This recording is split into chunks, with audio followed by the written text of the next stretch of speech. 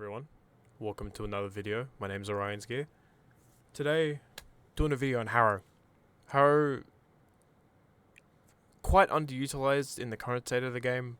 Don't know really why. He's such a powerhouse with his ability to buff his weapons to seemingly no end. Today I'll be showing you my build for him,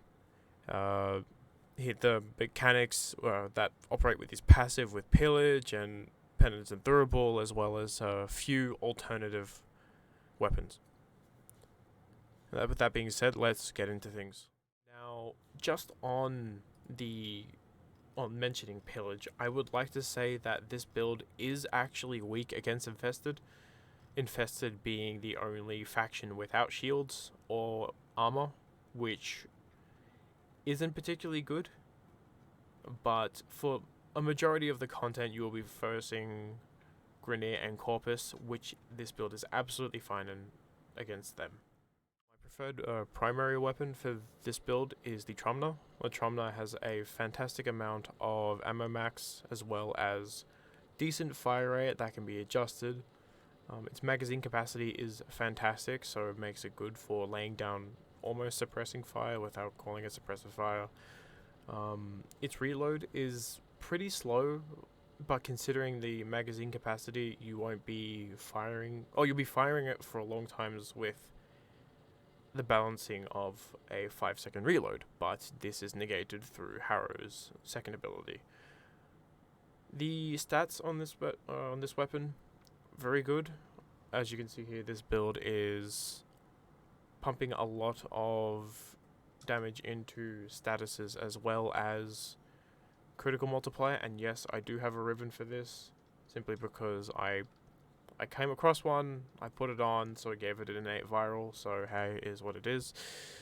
The arcane of choice, primary deadhead.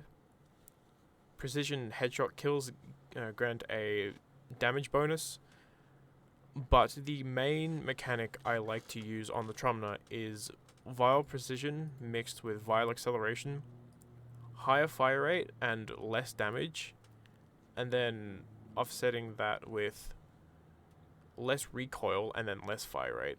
This creates a almost laser focused LMG, which I find helps considering the amount of recoil the Trumner has. It has an absurd amount and it's actually quite annoying to deal with, so quality of life dictates that I use vile precision over anything else in the Excellent shot slot. Apart from that, it's a fairly standard build with galvanized chamber, aptitude and scope. Scope does particularly well on this build because of the lack of recoil, which gives it a high accuracy, which means that you can spray and pray on headshots and then have primary deadhead follow up after it, which then creates a huge amount of damage. Now, as far as secondary weapons go, use anything. I like beam weapons, so the Occucore that I've covered in a previous video will be used with this build. I particularly like it for its ability to clear rooms in an instant, and using Harrow's buffs will only increase its effectiveness.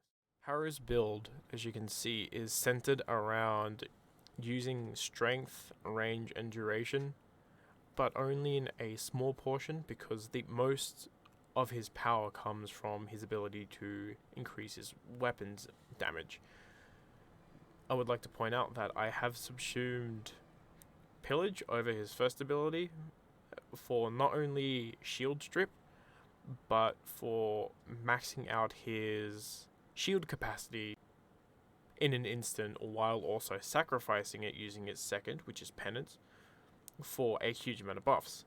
But not only is this a large buff that I'm earning, I'm also earning a large amount of duration from using penance with the overshield earned from pillage.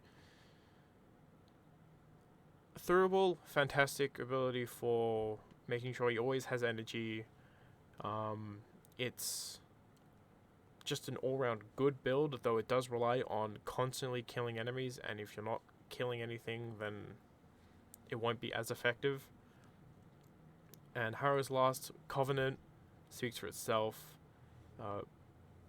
Immunity, total damage immunity, and invulnerability for about 9 seconds, and then a huge amount of bonus damage on headshots, scaling up to 200% critical chance on headshots.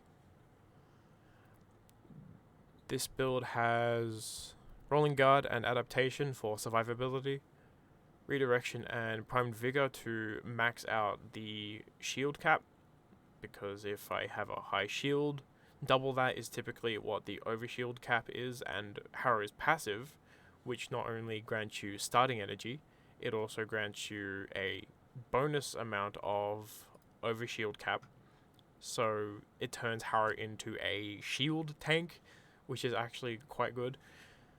In the Exilus slot, I am using Sure-Footed. I am waiting for my Prime Sure-Footed because I am only about 360 days into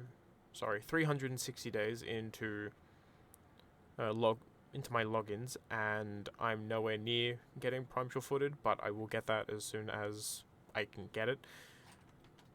Apart from that, Prime Flow for energy, Prime Continuity for duration, and the rest is pretty self-explanatory. Arcane Acceleration is here to increase the fire rate of the Tromna. I figured that if I'm going to have a low fire rate weapon, I will have an Arcane dedicated to increasing my overall damage output, and I have seen fantastic results with this. And for a bit more survivability, I'm opting to use Arcane Aegis. Now, Arcane Aegis gives you a shield regeneration buff on shield hit.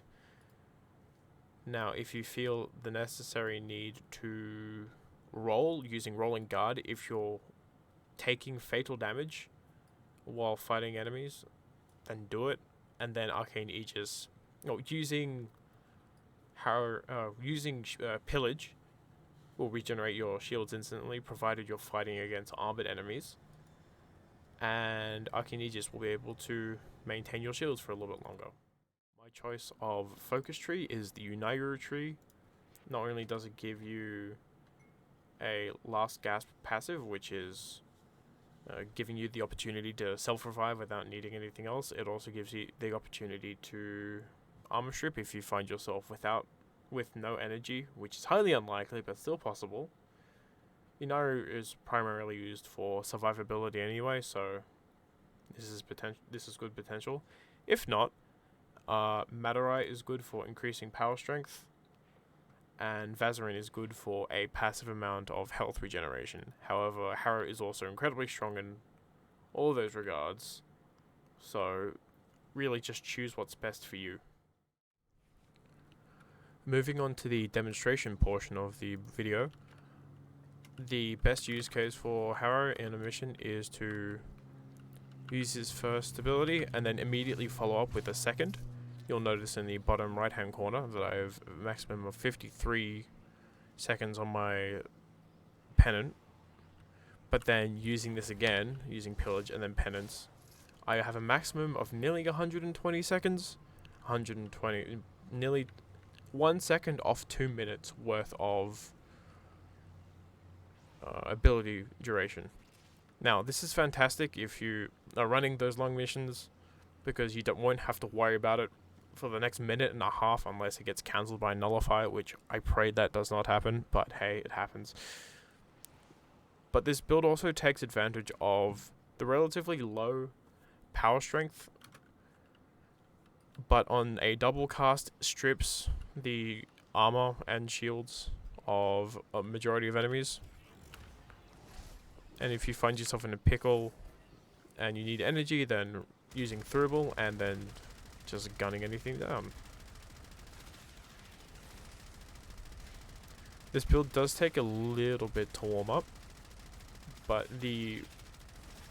for what it's worth, this build is very stationary and you can get consistent headshots, which increases your overall DPS. As long as you're hitting those sweet headshots, then you'll be fine. And if you find yourself in this scenario where there's an enemy that's a little bit too tanky for you, the alt fire that I mentioned before using the Trumner, this Leech Eximus is clearly too powerful for me.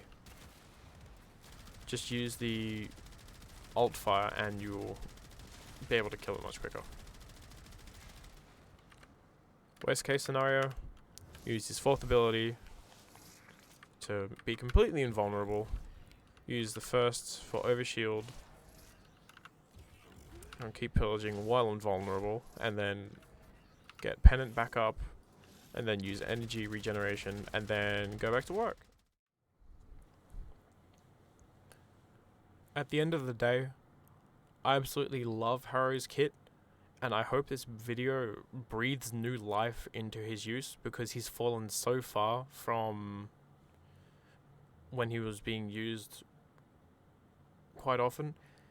As of the end of 2022, if I recall, Warframe and DE themselves actually released statistics based on the frame usage of every frame in the game, and he fell to position 26 out of, I think, is 52 frames. Not including primes. And I thought, you know what, I may as well try and figure out a build for him, and this is spectacular, in my opinion. Look at me tooting my own horn. Anywho, thank you very much for watching the video. This has been the Orionsgear, and I'll see you in the next one. Goodbye.